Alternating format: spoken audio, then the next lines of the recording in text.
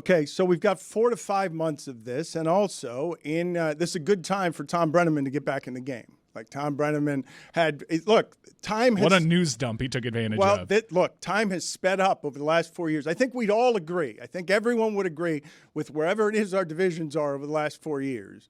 Time has sort of been warped on things, and so I have a mark in sports, a line, and it wasn't Rudy Gobert, where sort of like, here comes the pandemic sadness of a career is going to get lopped off. One of the first things that's going to happen during weird pandemic times is Thom Brennaman's going to have an off-air moment that has a gay slur in it, and it was on a live mic.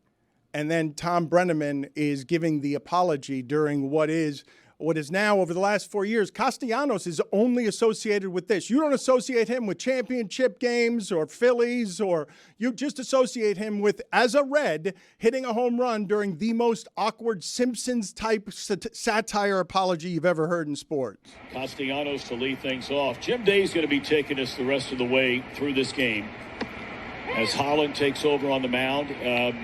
I made a comment earlier tonight that I guess went out over the air that I am deeply ashamed of.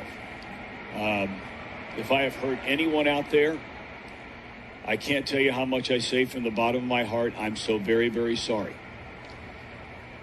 I pride myself and think of myself as a man of faith.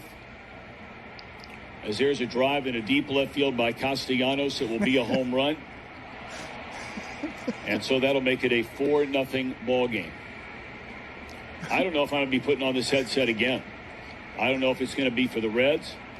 I don't know if it's going to be for my bosses at Fox. I'm going to apologize for the people who signed my paycheck, for the Reds, for Fox Sports Ohio, for the people I work with, for anybody that I've offended here tonight.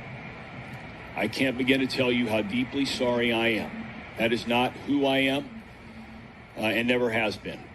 And I'd like to think maybe I could have some people that could back that up.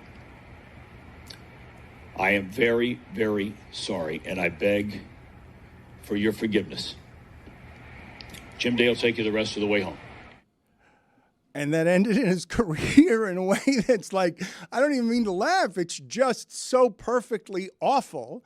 And it'd be such a perfect apology, too, that really considers, like, man, I don't know if I'm ever going to put on these headsets. It really takes into account the gravity of the situation. It's a man reckoning with the end of his career, but Castellanos couldn't lay out. It was wonderful that he had to respect at the very end in an empty ballpark, totally quiet. He created for me a moment that I would put in my personal sports Hall of Fame for, I remember how it felt during the pandemic to not feel sick because sports made me laugh again. Because sports could give me a joy in an empty ballpark with no sound where you get that apology. But now Brennaman's back in the game. You get an assassination attempt over here. President drops out. Boom, boom, boom. Good in the news cycle. 4 years long enough. Get back in the game. The CW needs you. We got sports all over. And someone's going to broadcast that out-of-conference Wake Forest football game. And I'm going to be betting on it to the soundtrack of Thom Brennaman. And I've got a really hot take when it comes to Thom Brennaman. That's fine. He can go back now. Feel like he served his time. I know he said a lot of people can back that up, that that's not who he is. I don't recall like a huge line, but you are not your worst moments.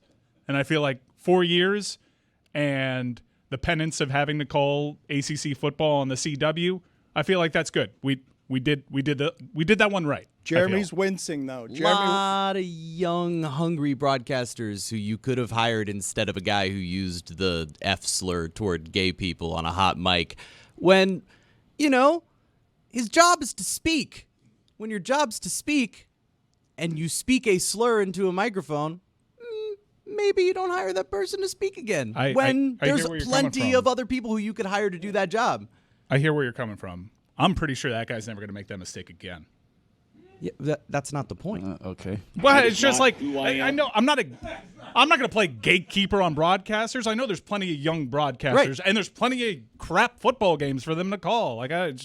Like shutting out Thom Brennaman because we don't feel like he's sorry enough. He just got to have a long enough career. No, I don't know. I'm not gonna die on that hill. If Thom Brennaman wants to get back, he gets to prove for a year that he's not going to say a gay slur into a microphone during ACC football games on the CW. This is That what is not who I am. This is what I would love to do here for the rest of time as a sports show. I would love to govern just you two yelling at each other over what should be the penalty between 4 years and a lifetime ban, and just and make up the rules as we go along, because we don't know. Because Jeremy's right that a young broadcaster could be given a chance with that game. So could a grizzled old vet. That is had not who I am a bad moment. and never has been. But it was that one time at that microphone. Oh, it was a bad one. Yeah, but I he got to said- say, one of the worst. But when he says it's not who I am and who I've been, I mean, you just were on a live mic. That's why you're It's who apologizing. he was 10 minutes ago. We just made the president of the United States stop running for president because of bad moments on the microphone. Well, he stopped for 4 years. I don't know. It's just like if he's sorry, CW does its vetting process. They feel like they can hire him and give him a second chance. I'm not anti-second chance. I don't think he's still hateful. He's been laying low. I'm good with him trying to claw back into it, see if he can have a career again. He's been laying low because no one gave him a shot. That's right. Like he was in I think he was in the Caribbean baseball. Yeah, leagues. but he didn't do the thing. He's not holding up a poster board like David Pollock, guys. He's been laying low. He hasn't made himself this huge victim. He's acknowledged that he slipped up. He hasn't been blaming anybody else. How often have we seen that grift? How often have we seen someone, my character has been assassinated, I'm a victim here I of know, cancel but culture. I just don't He's know. been laying low. Look, I don't know. Slipped up, laying low 4 years. I don't know what the rules should be. I'm not sitting here telling you. 6 years. What, like you want him to do Maction? Oh, Like, minor league baseball? Look, this is the thing that I hate about what's happening to me. Saudi League? As my sensibilities tend to age. Florida Everblades? 7.5 years.